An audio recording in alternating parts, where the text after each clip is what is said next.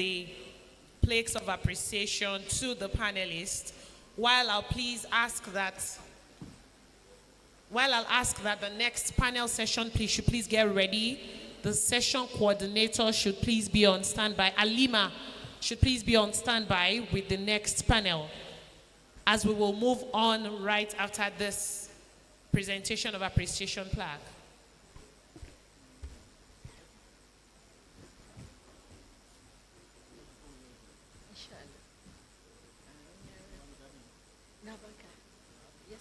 Okay, so would ask Dr. Mariam Diko to please come forward for appreciation plaque, please.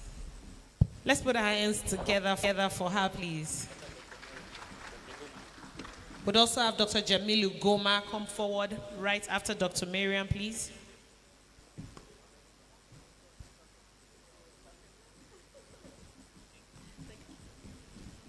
Dr. Jamilu.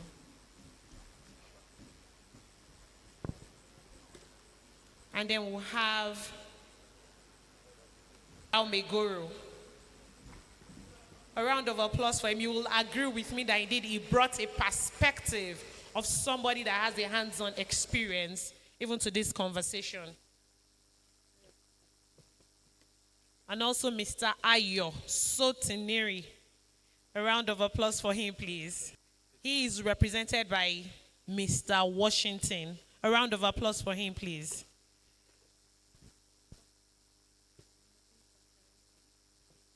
Okay, our moderator is online. We will ensure that we get your appreciation plaque to you, sir.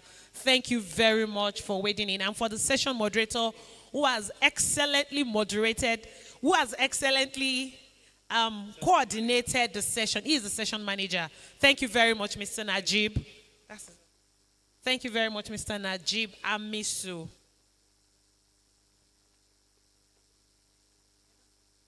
We'll have quick photo session.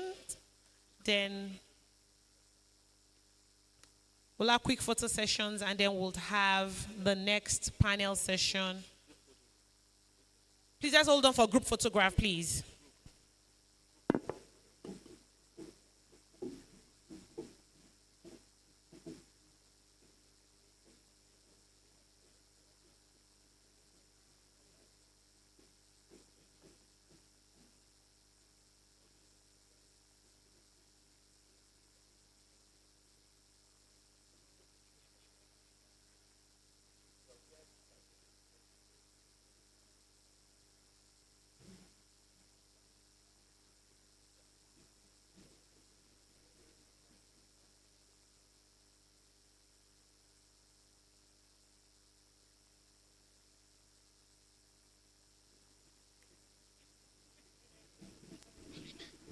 To navigate the next session for us, would have Alima Khatun come up. A round of applause for her, please.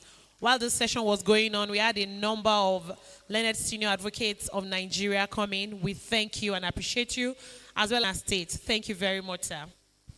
Thank you, Ms. Kemi. Good morning, ladies and gentlemen.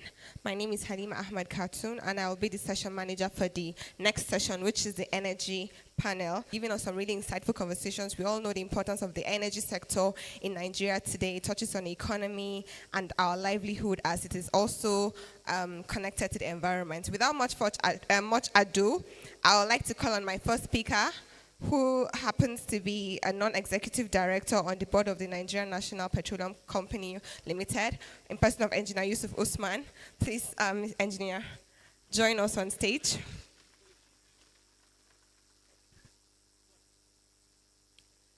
I was supposed to call the moderator first. So my moderator is Bello Aminu Abdullahi. He's a partner at Diko and Mahmoud. Mr. Bello, please, if you join us on stage.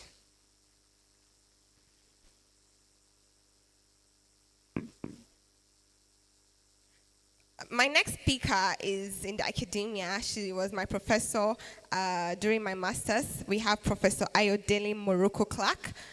She's a professor of energy, climate, and environmental law and policy at Nile University of Nigeria. Please, a round of applause for her.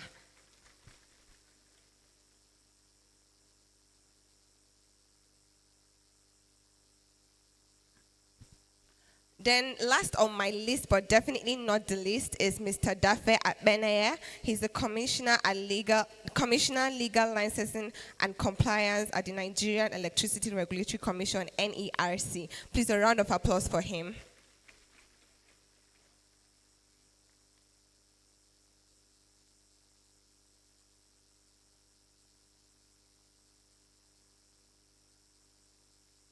So this promises to be a really engaging session, so please enjoy. Thank you very much. Over to the moderator.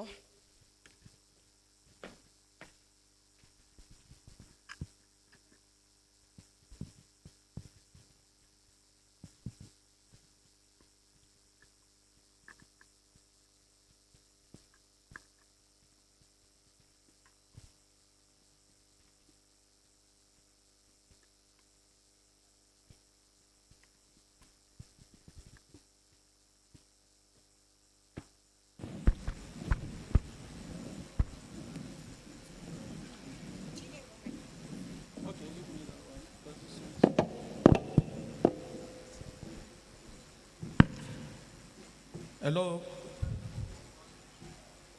Good morning, my lords. Good morning, my learned selves. Good morning, Attorney General of Kaduna State. Good morning, colleagues, ladies and gentlemen. Our discussion today will center on energy as a key component for economic growth in northern Nigeria. And on the panel, as been introduced, you can see that we have a balanced panel with regulators, operators, and academia, and I believe they are going to do justice to the topic. The discussion will be interactive like the other panel, which will be guided by some questions. We will also find time to give opportunities to the audience to ask questions and make comments at the end of the panel's discussion.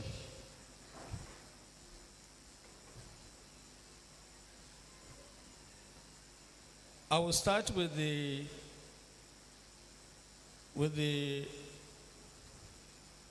regulator,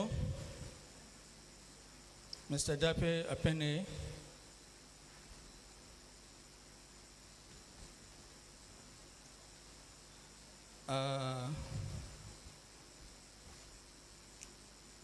Mr. Apene,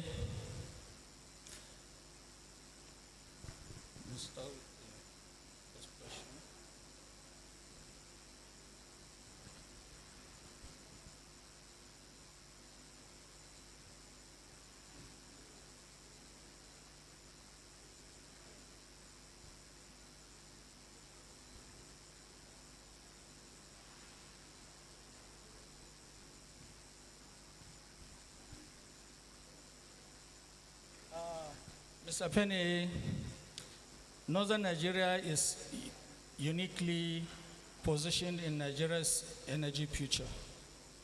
The region holds immense solar potential due to high irradiation level, significant wind opportunities in some corridors, vast land for renewable infrastructure, and even critical gas infrastructure projects like the Ajakuta-Kaduna-Kano pipeline, which are expected to reshape industrial activity in the north. Yet, despite all these advantages, many communities and industries across the north still struggle with inadequate energy access and unutilized resources. From a regulatory perspective, what deliberate policies or reforms are needed to ensure northern Nigeria fully harnesses its energy potential and translate these natural advantages into reliable electricity access, industrial growth, and investment opportunities?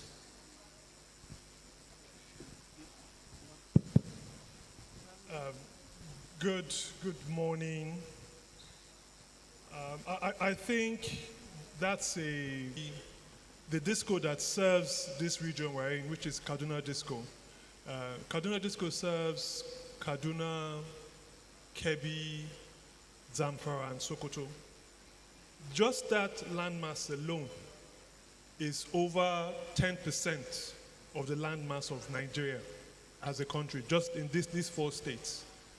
And when you look at the power sector, you mentioned, yes, there's solar potential.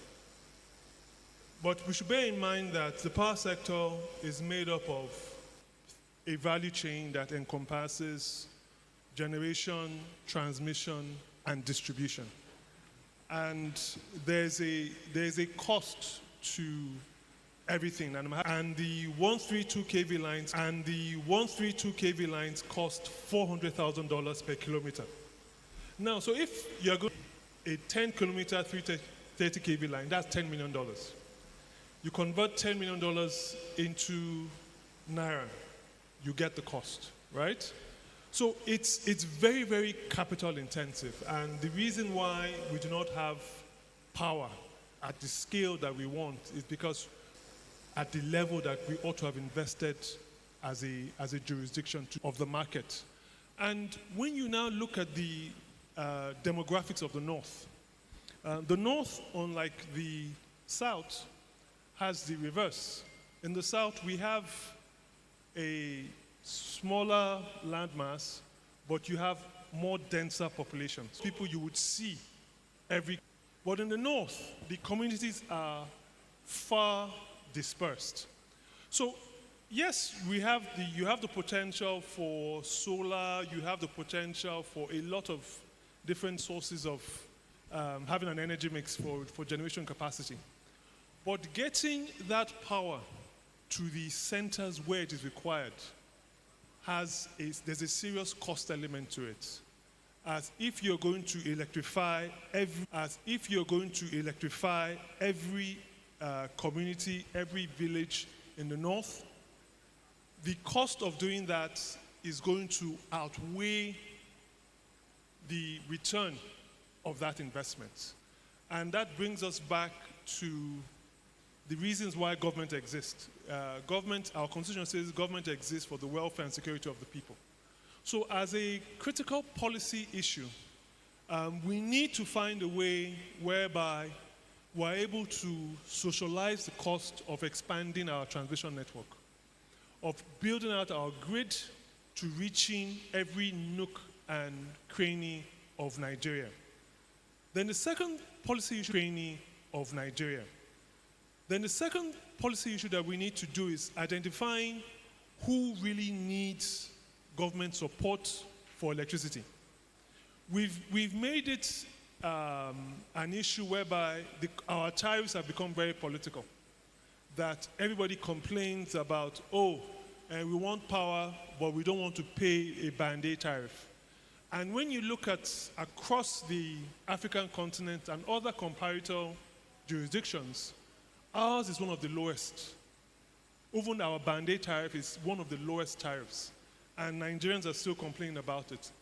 So the second policy issue that is really required is identifying, yes, who are the vulnerable members of society because electricity is the most critical infrastructure, is the lifeblood of any development. We now need to decide that who are the vulnerable members of society that need a deliberate government support, whose use needs to be subsidized, whilst ensuring that every other person pays the appropriate cost. So once we have those two policies in place, I think we'll be on the path towards achieving the needs of meeting the required levels of power we need as a country.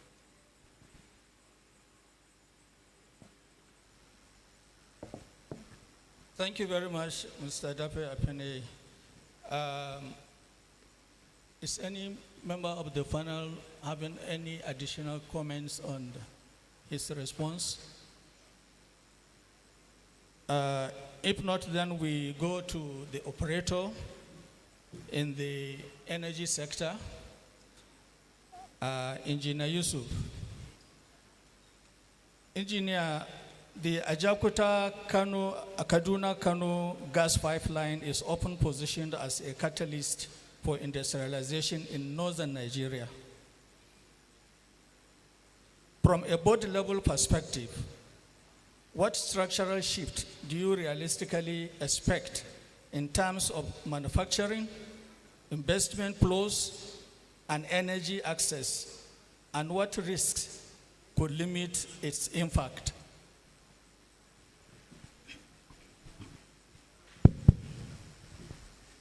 Thank you very much, and good morning all. Let me adapt the protocols that has been established and also begin with appreciation for the people that invited me to speak on a topic that I'm very passionate about, and that is the AKK. This project, I have been involved in this project for half of my career life. I have been involved in the project for 15 years. And this project is so dear to my heart. And it was when I was Chief Operating Officer, Gas and Power, that we lifted the project from the drawing board into execution. And every piece of pipe you see on the AKK, I sign up the purchase order for it.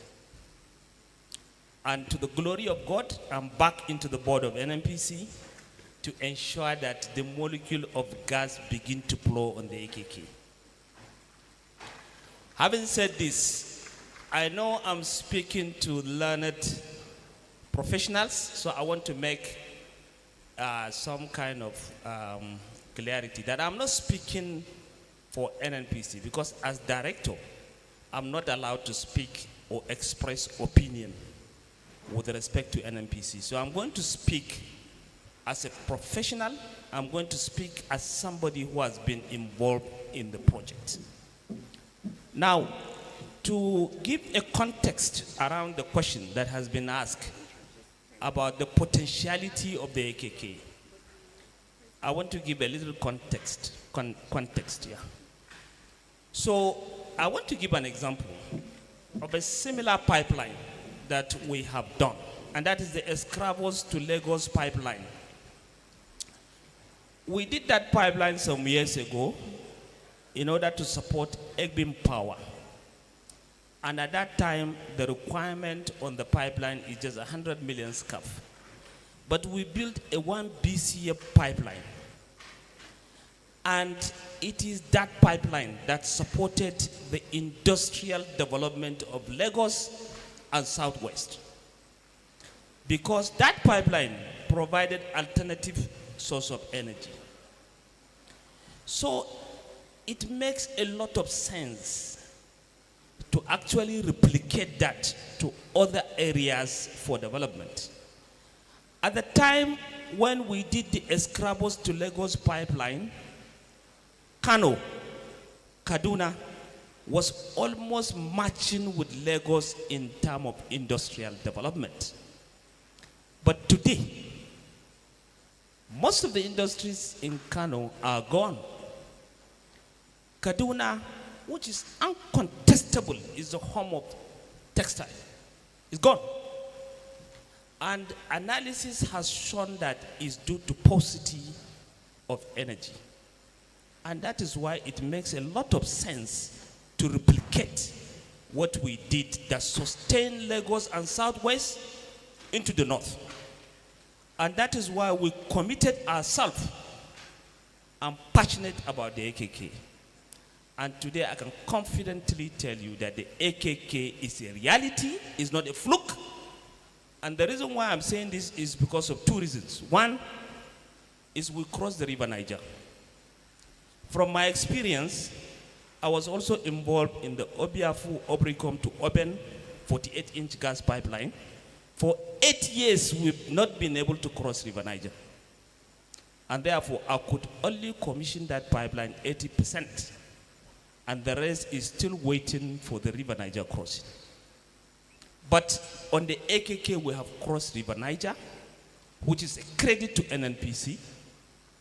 And today, this administration has also supported us and encouraged us to take a loan called Project Nexus of over $1 billion in order to implement the AKK. So financing is not a problem for AKK, and therefore AKK will be realized by the.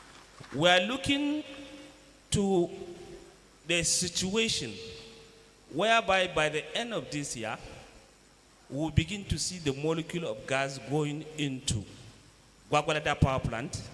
And I visited this Gwagwalada power plant 2 months ago. It is gearing towards completion, and it's a 250 megawatt power plant. And that will be the power plant that will receive the first molecule of gas on the AKK.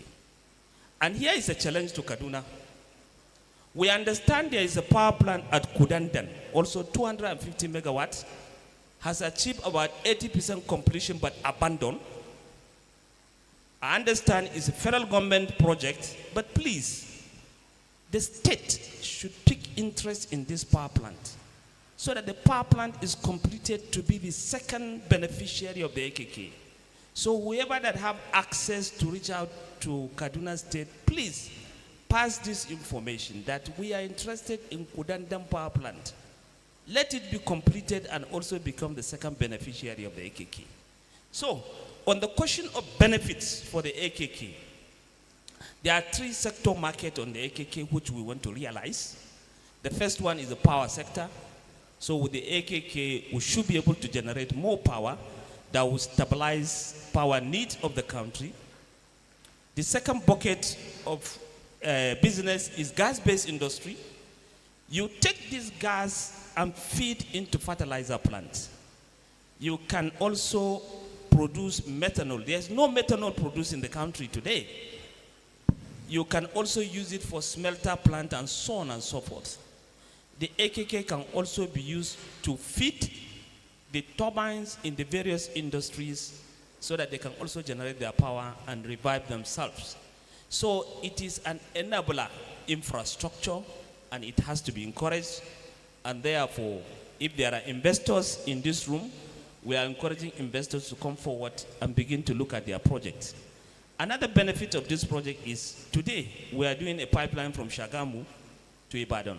One wonders, why is there industrial development in Ogun State, but around Ibadan there's nothing? It's the gas pipeline.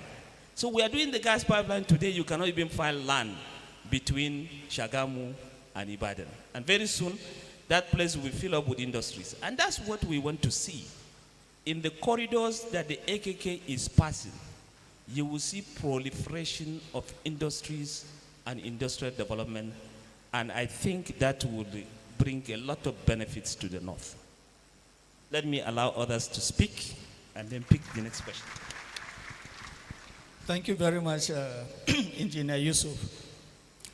The organizers have requested me to draw the attention of the panelists that we have a time constraint, as we know that the first session started about an hour late, and today is Friday, so we'll have to close in time. So I will go to the academia, Professor Ayodele Morocco Clark. Professor, to what extent do Nigeria's existing regulatory frameworks require energy operators to account for climate-related risks, such as extreme heat and harmattan conditions? And are these standards sufficient? Good morning, everybody. Thank you to the NBA-SBL for Northern Zone for having me here. With regards to the question, yes, we have legal frameworks for one, climate protection here. So we have climate change, and we have the legal frameworks. One, we have the Climate Change Act of 2021, but also we have the PIA, that's the Petroleum Industry Act, also of 2021. Now, before these two acts, we had other acts here for general environmental protection. But one legislation that is also very integral when we're talking about climate change Hello. When we're talking of climate changes, the EIA Act, that's the Environmental Impact Assessment Act. Now, the thing is, when we're thinking, oh, the energy operators, are they obliged to deal with climate issues and you're saying Hamilton drought and all? Yes, of course, we have that under the Climate Change Act. However, one thing everybody has to always realize is that we have this problem in Nigeria where we come up with laws. You know, people say we don't have enough laws. I say we don't have a dearth of laws. We may have more, but the laws we have, what are we doing with them? So, for example, we have the Climate Change Act. There are some mechanisms. In Nigeria now, we've committed under the Paris Agreement of 2015. So last year we had the NZ fuel, like oil, gas, coal, to new renewable sources of energy. And what this means is that energy operators like our oil companies and all have an obligation to also try to start showing that they are investing in renewable sources of energy. In Nigeria, that is really not the case. We have all these on paper, we have obligations and all. We've committed to say that we're supposed to stop gas flaring by 2030, originally. Based on the gas principles, partnership principles that we signed, gas flaring should have ended. But in Nigeria, gas flaring has been outlawed since 1984. And so we are here in 2026. 2030 is just less than 4 years down the line. And I don't think by 2030 we are going to completely stop gas flaring. So all those things, the laws are there, the intentions are there, what we're supposed to do, what normally happens is we have a lack of political will, is what I always say. It's the same thing. Because enforcement and compliance of the laws, Climate Change Act, even the Petroleum Industry Act, we have it. And there are various provisions under these laws that require you to take action. Energy operators, providers, and even general people. The EIA Act is there, and we have a lot of energy operators that over the years have breached the provisions of the Environmental Impact Assessment Act, that's the EIA. So the question is not whether we have legal frameworks, it's what are we doing with these legal frameworks? How are we ensuring that we force even unwilling operators or participants to obey and toe the line of the laws? Because the communities are the ones that generally suffer. But now when we're talking of climate change, all of us in Nigeria are likely to suffer. I'm from Lagos State. My state is suffering from like water rising sea levels, and so flooding. In the north here, you have increased drought, increased desertification, and so we should have not only the laws, but also the participation of the regulators and to ensure that they do their duties. But not only that, it's not just this. So for example, in the north, you're talking of Hamilton, you're talking of drought. It's a holistic thing. It's not just the energy. So here, for example, in Kaduna, the town planners and all, you have to have legislation, policies, regulations that ensure that even those who are building houses, so for example, you have a plot of land, one of the things they can do is to ensure that everybody must plant at least like 6 trees on one plot of land, because trees are carbon sinks. They take in all the carbon dioxide that we emit, and they give us oxygen. So having lots of trees is good. So it's not just only the energy operators, it's a holistic thing. How we conduct business, everything. Nigeria has committed to planting 25 million trees every year towards this climate, combating climate change. But are we doing it? Nigeria, the federal government cannot do it. We have to think of state government, to think of local governments to ensure that it is systemically applied throughout. You can't just come up with legal frameworks and you don't consult those who are there, because this is what is happening. The laws come out, nobody looks at how it impacts on people, nobody looks at how it's going to be implemented, nobody looks at who is going to carry out these things that are in the laws. And we need to do that. So we need to consult people, we need to carry people along, and we need to ensure that every little sector is accounted for, because it's not just a one sector thing, it's a holistic thing. Thank you. Thank you very much, Prof. Mr. Dape Apene, how does the decentralization of the power sector allow for states to create their own independent subnational electricity markets? Thank you. So, decentralization as a concept is something that has always existed in every Nigerian constitution that has provided for power. But we appear to think that it was something that had just been introduced. So under previous constitutions, I recall reading Amandu Bello's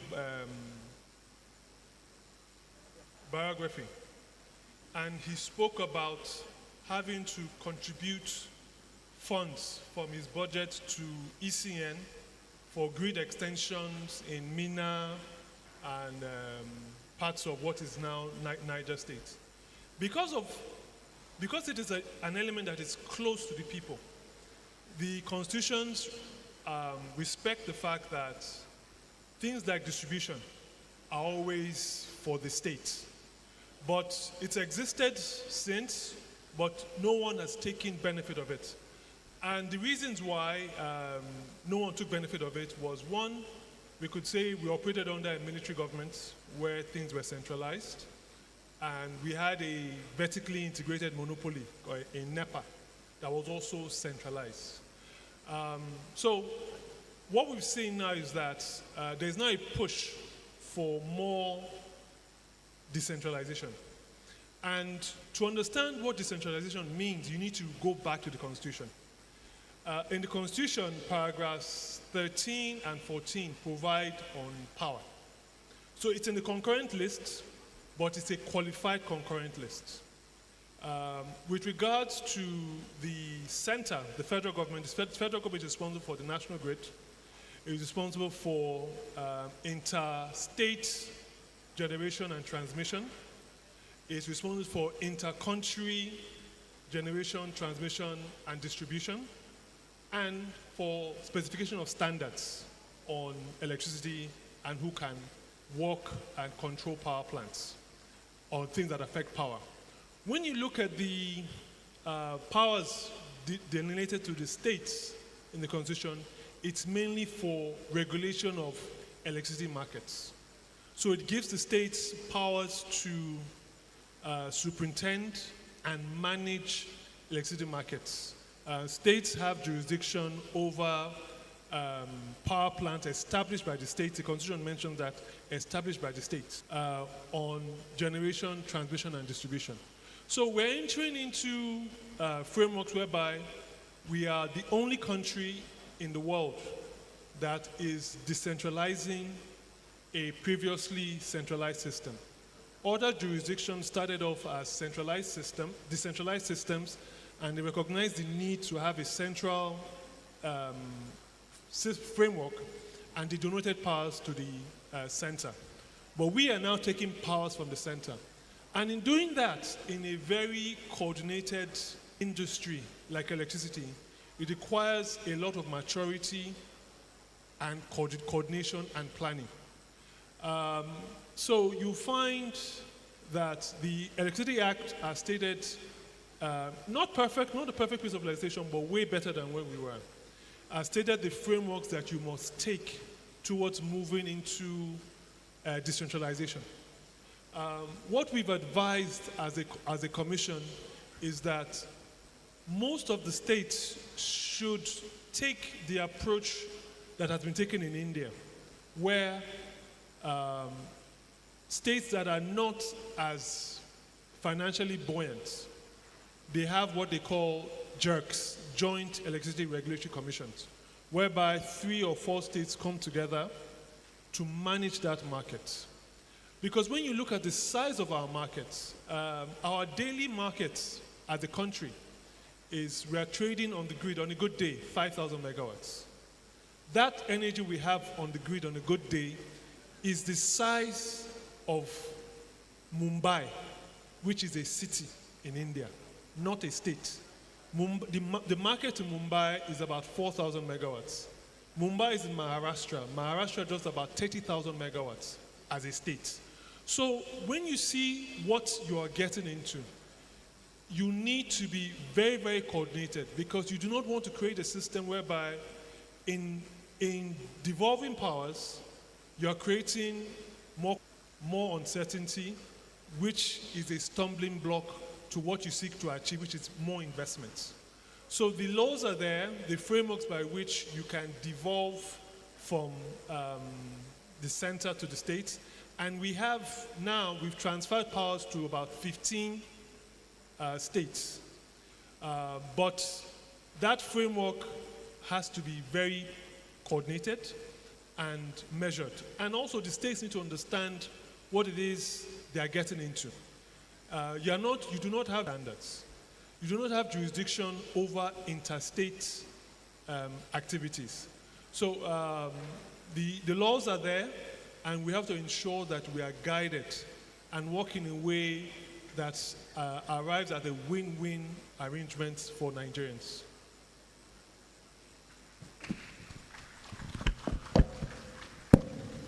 Thank you very much, Mr. Apene.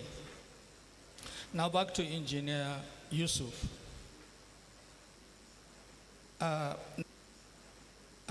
Nigeria has significant solar potentials, yet large-scale deployment remains limited. Are the bigger constraints today technical, financial, or regulatory? And which of these require the most urgent reform? Thank you very much. Before I come to this question, let me pick up from where I stopped, because transport agreement and so on and so forth. So there is a huge amount of transport agreement and so on and so forth. So there is a huge amount of scope for commercial lawyers in this regard. Lack of agreements affects the suppliers into making investment, because if there are payment default, and people cannot pay for the service, then it becomes a huge disincentive to produce the gas. So that's one area I wanted to fill up from that question. Coming back to solar, I was a speaker in Daily Trust TV about the energy potentiality of the North. And I told them that time that the North actually has a capacity, the South, in terms of energy, renewable energy. And if we pay attention into the renewable energy, we can actually supply quite a lot of it to complement the fossil fuel supply. Because we have God-given sun, and then we have vast land, which we are not using today. They become dent for bandits. And this kind of land can actually be transformed into large scale. But what is the issue? We just spoke about the transmission system. In a country of over 200 million people, we are wheeling only 1,000 megawatts. We are unable to create investment to expand this grid. Throughout my experience, we have never passed 5,000 megawatts. And this is amazing. At a certain point in time, we encourage generation to the extent that we had 13,500 generating capacity. But it cannot be wheeled because the transmission system refused to expand.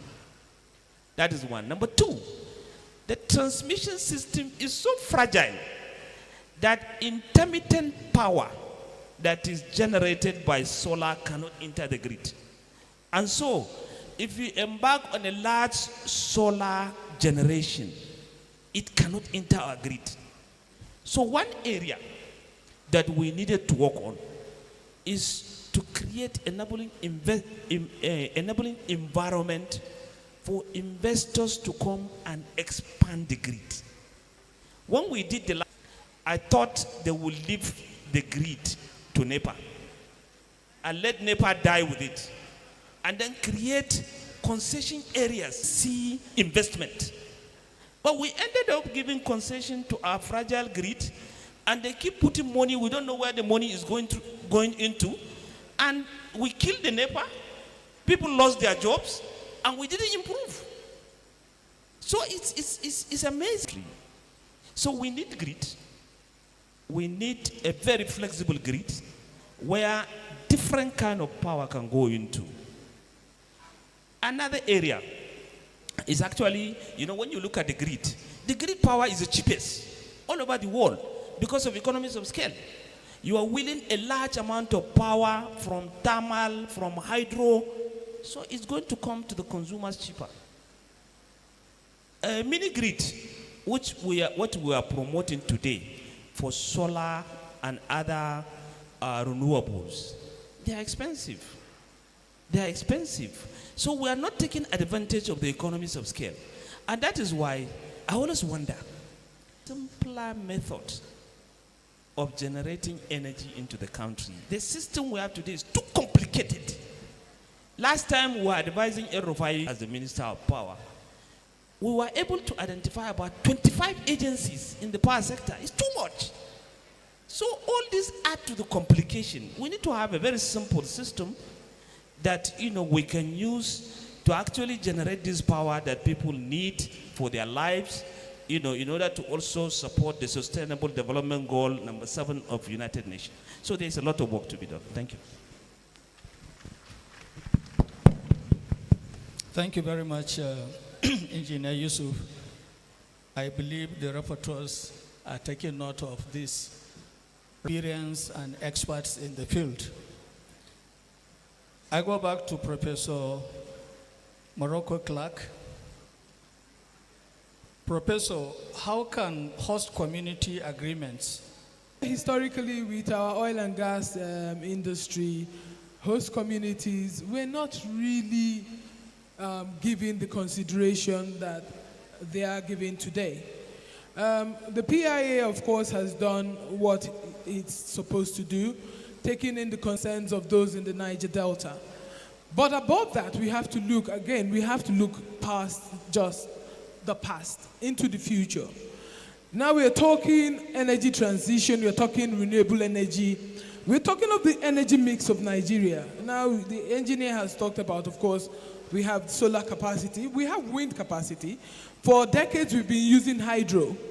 Now the issues along the line, even if you think of hydro, those who live in the area of like the Kainji Dam and all those things, issues of flooding, taking of people's lands and all. So host communities have to, of course, be reckoned with because they are at the edge of whatever it is we are all benefiting in the nation. But I would like to I would come back to that, but I would like to move it a bit because when you're thinking of the energy transition future, we have to deal with critical minerals.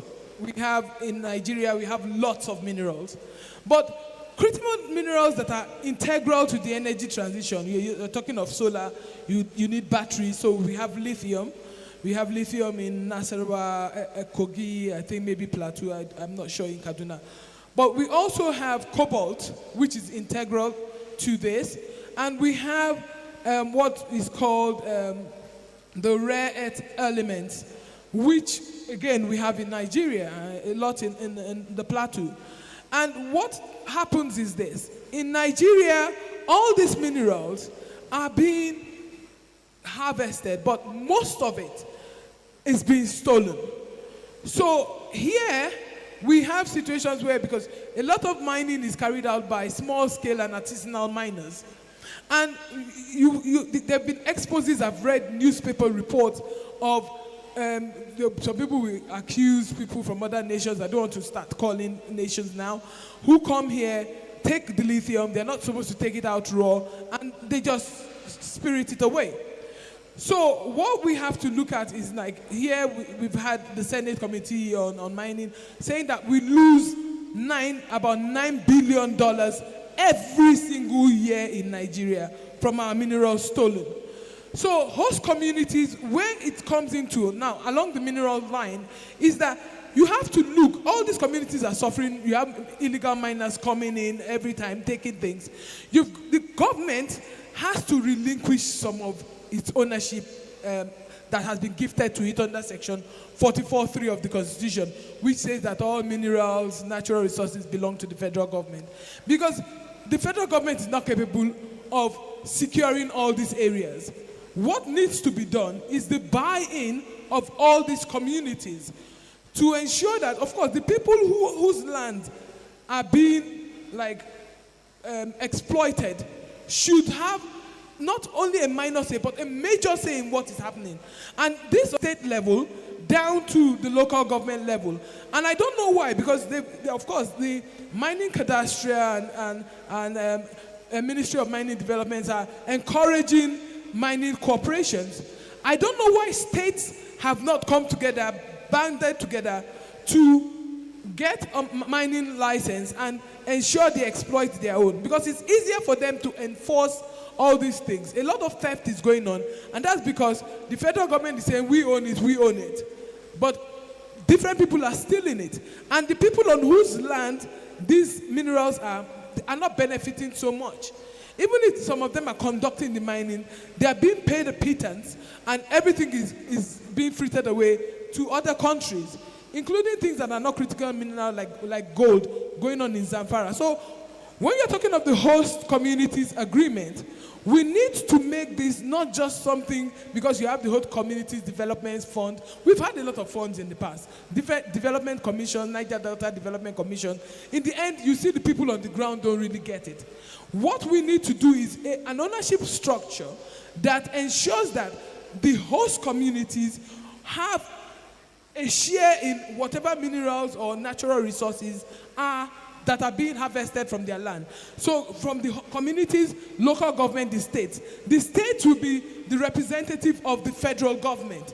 So that when the federal government relinquishes it like 70% of this 100% share, and maybe the state also gets, so the federal government gets 30%, states get 30%, then you have local government who get maybe like 20, and the host community gets 20. You see that everybody is interested to get money. So the host community agreement should not be just what is on paper as is stated in the legislation.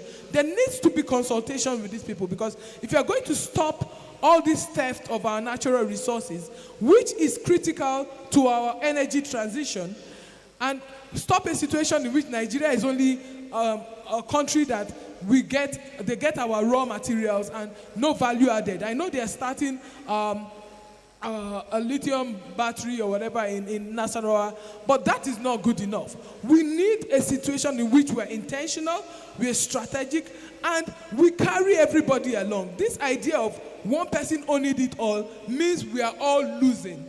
And this includes the communities, because the communities there are many communities in this country in which the indigenous people have been chased away as a result of insecurity. Of course, they are impoverished, they are poor, they don't have a means to defend themselves. But by the time this wealth trickles down, everybody is affluent, you can defend yourself, you can defend your natural resources. So people are chased away, and then you see foreigners coming in to that area, being guarded by some security, taking over these resources. So the host community agreement needs to go further. And we need to start a situation in which states are strategic. States need to start being run by companies with shareholders that they have to, because there are so many resources we are losing, so much income, 9 billion to 12 billion being lost every year. Just things you can, if you extrapolate that to naira, this is like tens of trillions of naira. We know what we can do with this money. We know where we can go, but unfortunately, everybody is a bit lazy, reticent, whatever, cautious, afraid to do what needs to be done to ensure that Nigeria moves from these doldrums right up into the powers with other nations that are growing. Thank you. Thank you, Professor. Thank you very much. Can I add something to Yes, okay. The professor is quite passionate about the post-community issues, but I just need to make a certain clarification on this issue, because this issue of host community has been introduced into electricity. It was introduced into the Electricity Act 2023. And our position as a commission is that you're opening Pandora's box. My understanding is you introduce the host community concept for activities that are of a disruptive nature to the community. And from an engineering standpoint, they are the cleanest. And from an engineering standpoint, they are the cleanest. Anyone who's been to even coal plants, you must operate in a very, very clean, non-disruptive way. So introducing the concept whereby we want to bring this host community issue, and you say that the man who you have tasked,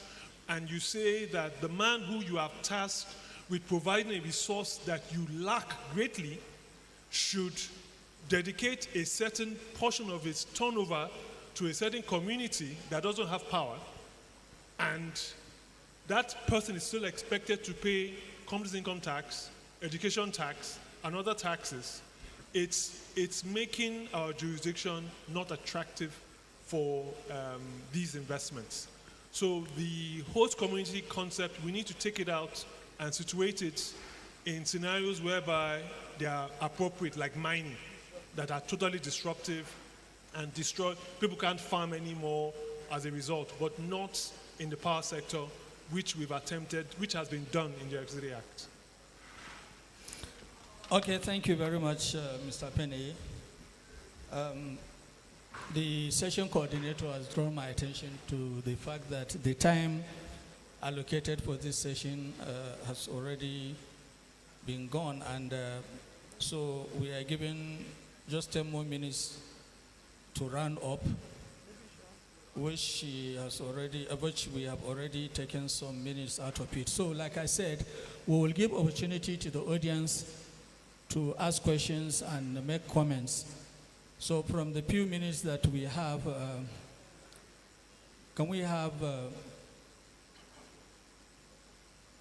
anybody asking question or making comments from the audience? Yes, please. Yes, the man in blue.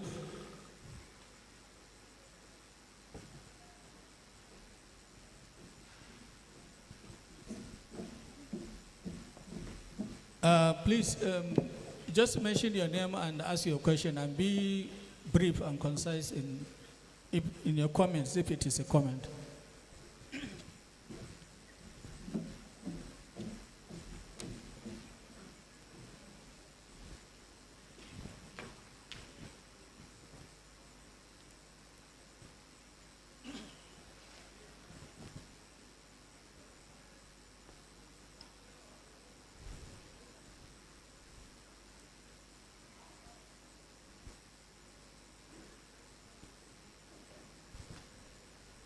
Good morning, everybody.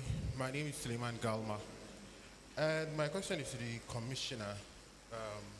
And it is, you mentioned something about it being very expensive to do these electricity lines and everything, and I was wondering if there was a cheaper alternative to get this desired electrification in Nigeria, seeing that we have on your way to Katina, if you know, there are wind turbines. Are there ways whereby you can, or maybe large solar farms whereby you can make it cheaper with that $1 million you mentioned?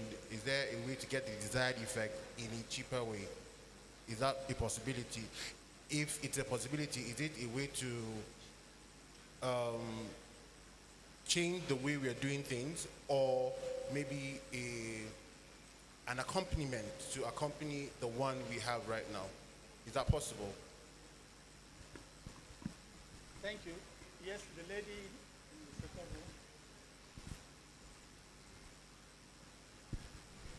row. No, sorry. My name is Kagema Mustafa. Sorry, My, please. Sorry, okay. please. All right. I said the lady in the second row. So the lady on your row, See her answer. Good afternoon. I want to thank the panelists for doing a fantastic job. My question is to the commissioner, and it's going to sound basic. I know that there are lawyers at the commission. I want to ask, the lawyers at the commission, what do they do? What's in their job description? And I'm sure there are lawyers across the various departments in energy as well. So I'm asking because to use law as a catalyst. What must the lawyer know to function in this field? Then I have maybe a personal question as well. You're the commissioner, legal licensing. What do you do? How has law helped you be a catalyst for economic growth? Thank you. Thank you. You can give to the gentleman that wanted Thank you, sir. My name is Kegemo Mustafa. My question is premised on illegal mining activities, and it is addressed to our learned professor. We have seen the surge of illegal mining activities primarily in Kwara, Niger, and other few northern states. Usually, these illegal mining activities operate in terms of either on licensing, they don't have the adequate license to operate as miners with regards to some geographical location, or they don't pay royalties or taxes and so on and so forth. How do we create awareness, most especially in order to curb the issues of loss of investment and loss of revenue to the government, most especially to private individuals and foreigners who do involve in mining activities in such areas? Thank you. Thank you. The lady in the front row. Thank you. Good afternoon, all. My question is to, my name is Dr. Wishishi. My question is to Mr. Dafe.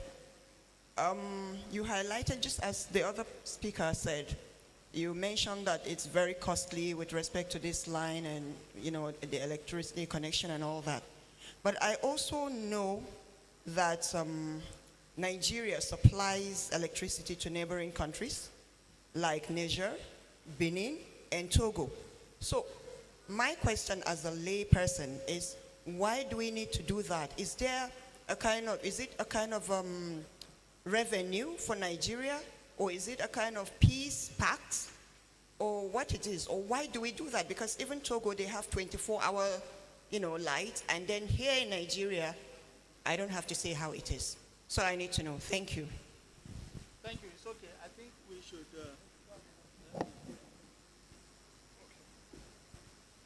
Let the panelists answer the questions.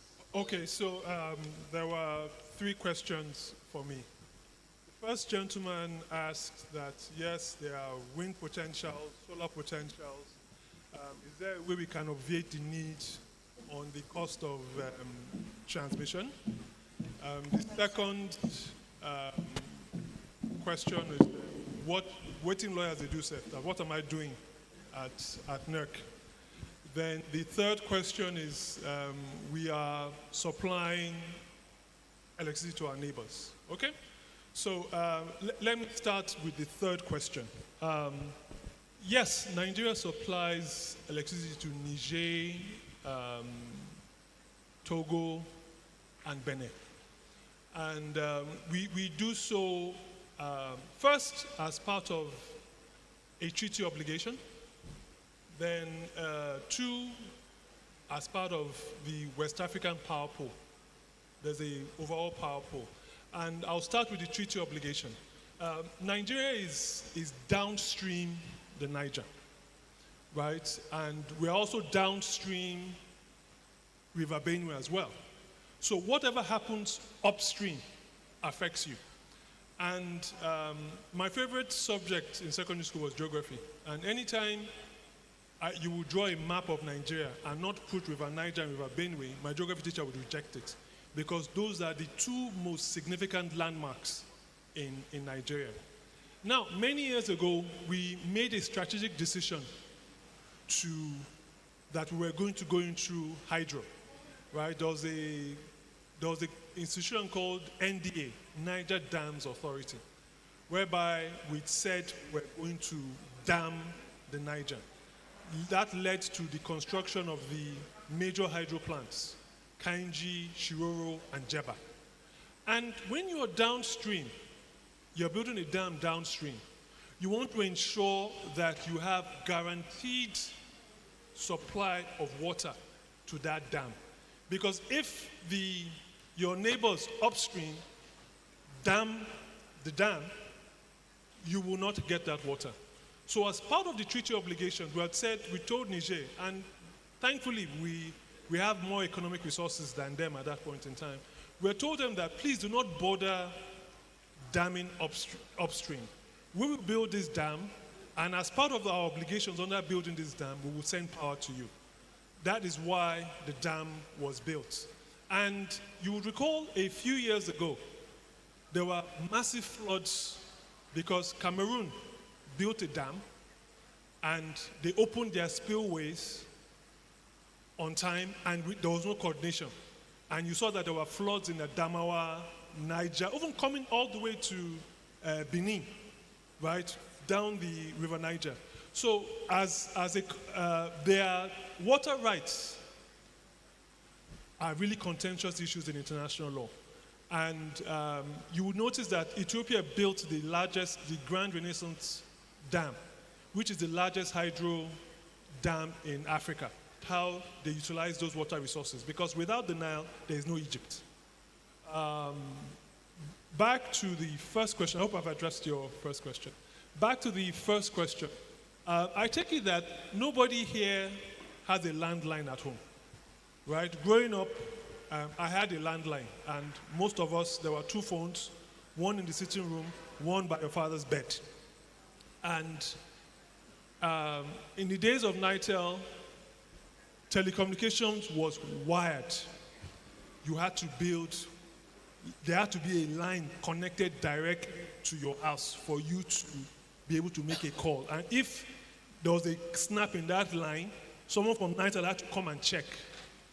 And we're able to scale because of wireless technology, right? To the extent that we all have phones, and to build out the network, you don't need physical connections. All you need to do is build cell sites in different locations, and the cell sites and satellites communicate with each other. But unfortunately, we haven't gotten to that point in electricity, right? For electricity to come to you, there has to be a physical connection of a conductor from the generating source to the using source. And that is, so anywhere you have, yes, you can build your wind farm, you can build your solar farm, no matter the capacity of that solar farm or the wind farm, right? You need a connection. And the issue of that connection was a serious scientific fight between DC current and AC current, right? And that was the fight between Tesla and Edison, right? So with DC current, you need to be near the source of generation, right? Meaning, from first world to developed, third world to developing, and first world without electricity. So that's something Nigeria has to do. Coming back to the third question, lawyers are very, very important in any regulatory framework. And I worked in NERC. I think I got this job because of my sins in my former job, because my department says legal, licensing, and compliance, right? From a legal standpoint, we're an administrative body that is subject to the full gamut of judicial review of administrative bodies.